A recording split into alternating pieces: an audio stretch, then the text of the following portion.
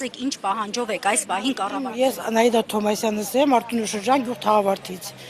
Ոչ մի աջակցություն չենք ստացել, մի կոպեկ էլ չենք ստացել։ Ընտանիքում կան 6 հոգի, անչափահաս 2 երեխա, ոչ մի աջակցություն չենք ստանում։ Իսկ դիմել եք Անգամ պատգամարմին։ դիմել եմ, ես կառավարության շենք եմ դիմել, ասում են ծերավները օպերատիվ շտաբում չկա։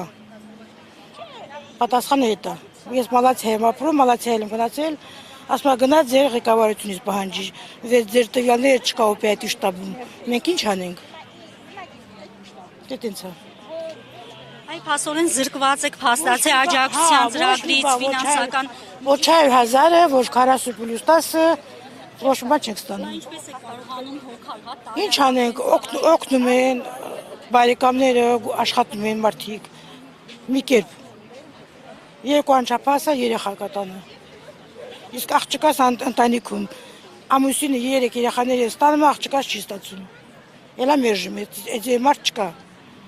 Էլա մերժում, օպերատիվ շտաբում չկա ձեր տվյալները։ Ապա